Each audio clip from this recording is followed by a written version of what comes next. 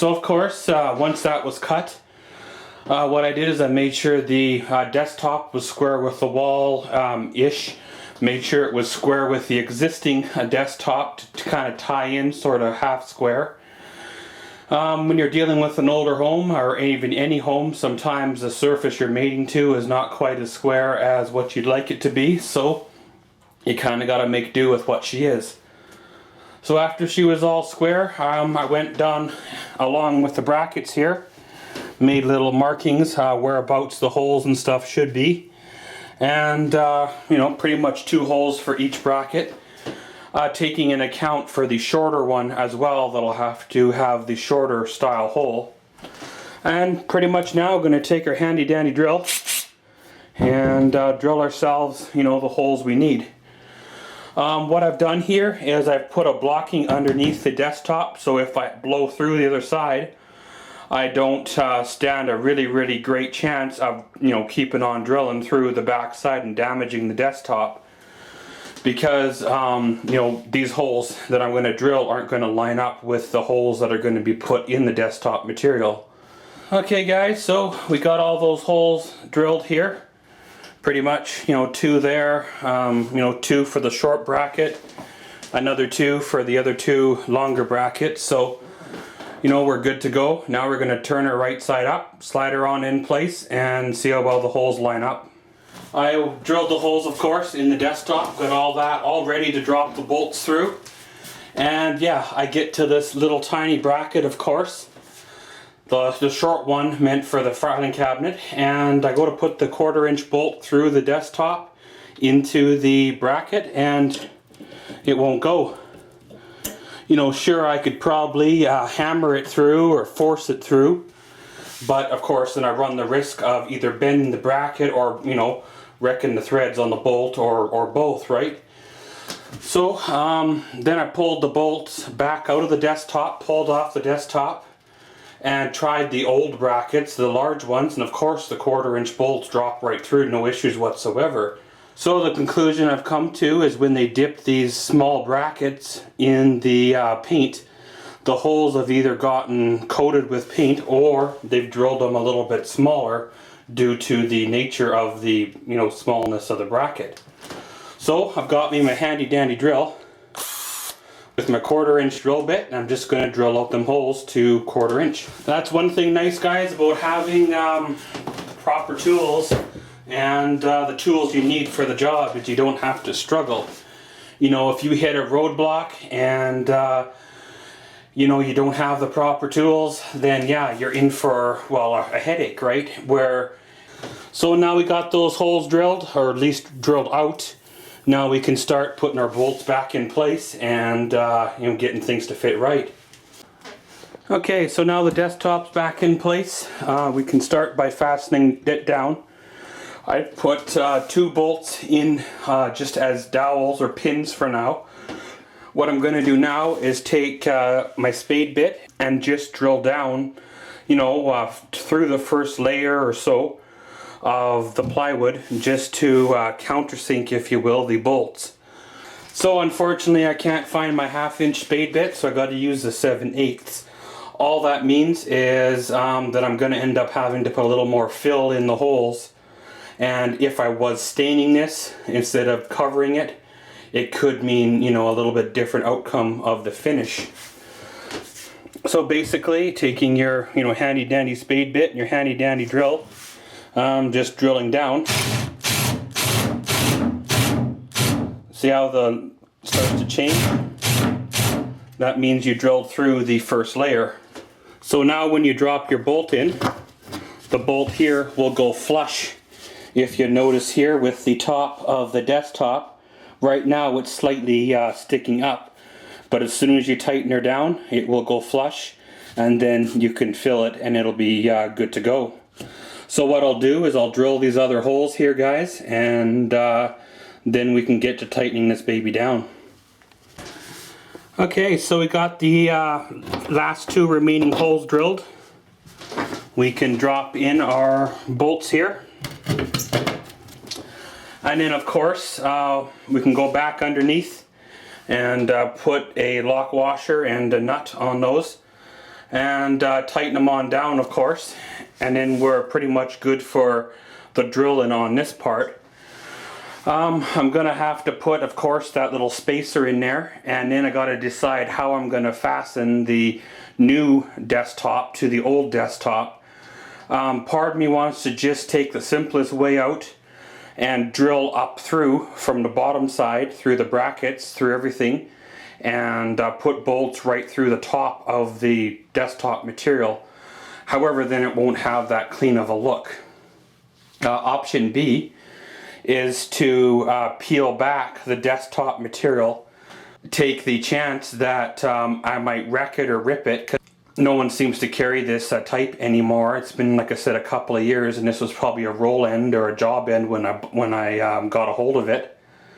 If I can peel that back gently, then I can use possibly the original holes for the original bracket that held up this corner on the original project. So what I'll do, guys, is do a little bit of figurines, a little bit of finding out, and see how she lines up from here.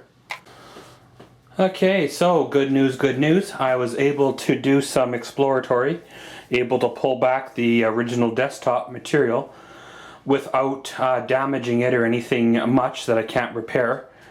And to my expectation, of course the bolts are right there, and they do line up with the bottom bracket, because, well, the bottom bracket wasn't really moved, it was just put down a little further, right?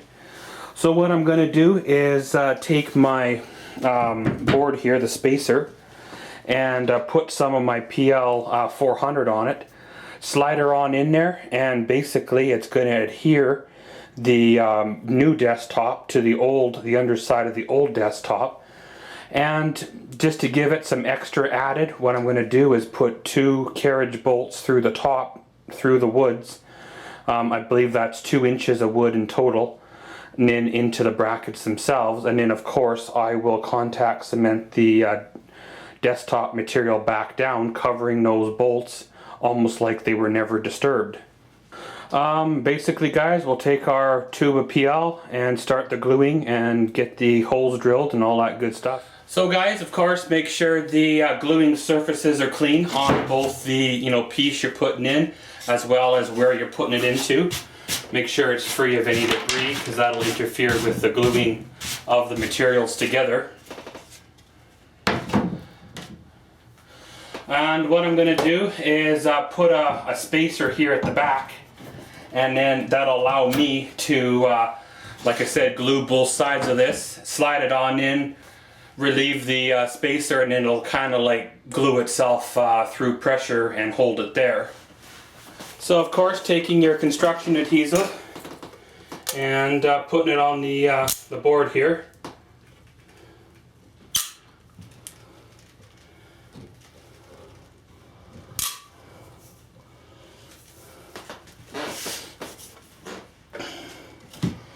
Then what I'll do is I'll squirt a bit on the back side here, just enough that it'll have some on it. So, of course, then using the full advantage of our spacer we have,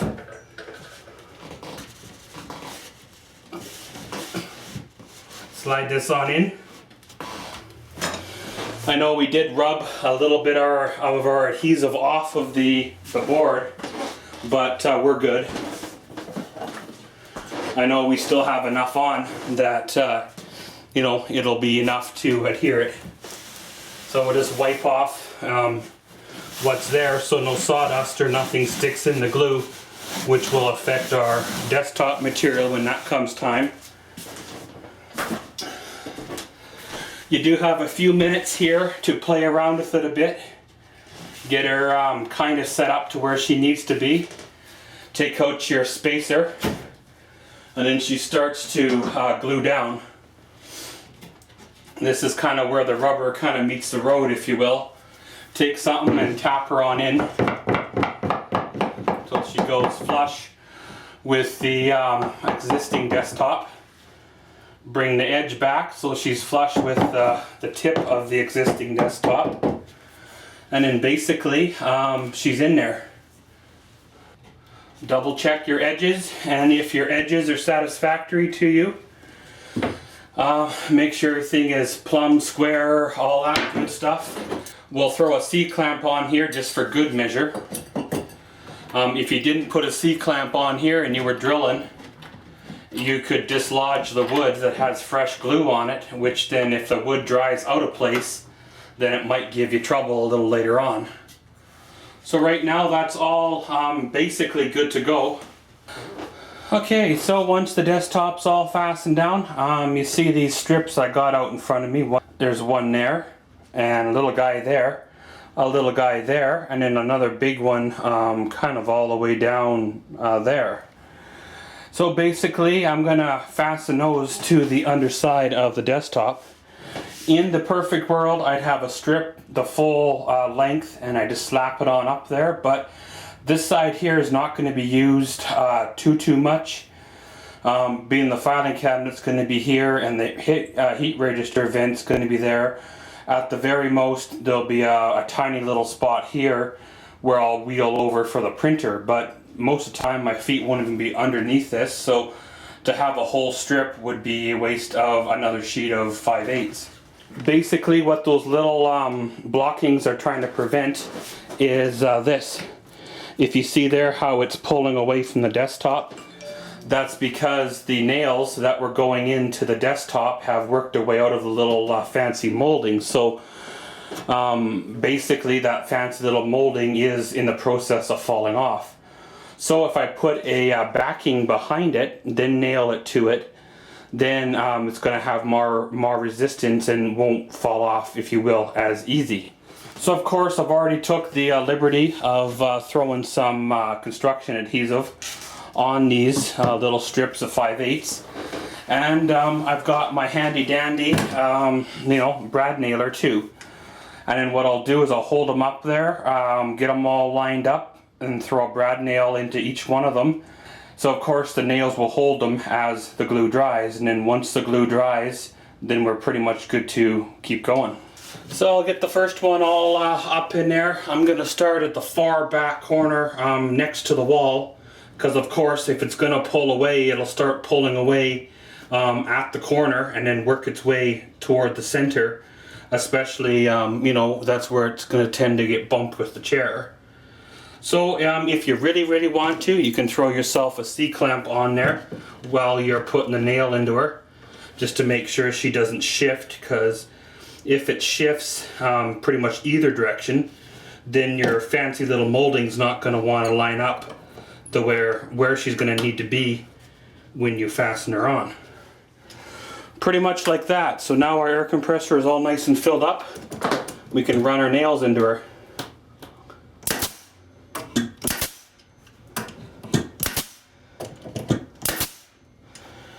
Pretty much like that. 4 nails in a whatever that is, 12-inch piece should be good enough, especially with the construction adhesive going to be holding it. So what I'll do is I'll install the other 3, and then we can move on to step 2. Okay guys, so what I did there is I removed the whole trim molding off this whole side of the desktop, and then what I did here is I cut a whole piece here to fit the full length of the desktop, because of course this is where I'm going to spend most of my time doing the editing, is right at this one station, so therefore I'm trying to remedy the problem that there was earlier. So of course I'll do the same method here. We'll throw some PL Premium in it. I'm going to put a little more PL on her this time than I did on the other side, because I will not be using the brad nails to hold this one on, because they'll go through the top of the desktop here, and of course I don't want to have to deal with that problem.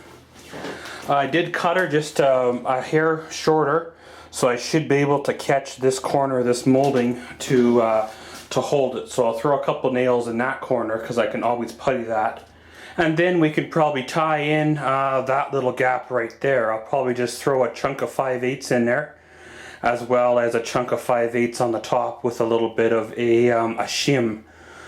And then of course again construction adhesive and a couple of clamps will hold that until she dries. Okay guys, so here we go. Got that support strip all nailed down, or clamped down I guess I could say. And currently what I'm doing is got my wood filler out, and I'm filling the bolt holes as well as some of the minor imperfections that are in the desktop here. That might affect the desktop material when it does stick on and start to wear a little, right? So basically what I do is I take the wood filler, and being these holes are slightly larger than I'd like them to be, is I squirt a generous amount in them. And of course, being there is trapped air now in there, you kind of got to take it, work it around, turn it back, you know, work it, add yourself a little more to it, and give her a work again. Same with, you know, the next one here. The last time I did this, like I said, I used my 1/2 inch spade bit, and the hole was less. So of course that means less fill. Less fill means quicker job, right? So you come over to the last one and squirt some in there. I know this stuff is a little pricey, and it's not really meant for the application I'm doing it for. It's more meant for finishing, if you will, over something you're just going to hide a bolt underneath of something for. For that, you probably could even go as far as using drywall mud for all that matters. But, you know, it's wood filler, it's here, I have it, and I'm going to use it for this application. One thing I like about this stuff is even a couple years later, having to remove the bolts from the other side there, the wood filler, I was still able to knock the plug out. It didn't make a total mess to get it, the hole back reopened, right? So basically, once you got her done, just leave her, don't mess with her anymore, let her dry. Go through your desktop, and any other imperfections, just give them a little bit of a light putty. You know, like something like that, you know. It's not really going to do much once you've got the material on it. But since you got residue on your scraper, you might as well, you know, give her a touch-up. So guys, pretty much I'll fill some minor imperfections. Then I'll kind of do a bit of a cleanup here because, well, the next stage is adhering the next desktop material to the next half of the desk, as well as putting on the white trim pieces back on, and then kind of giving her a little bit of a paint and some touch-ups. So as always, thanks for watching Maxwell's World. Comment, subscribe, and enjoy.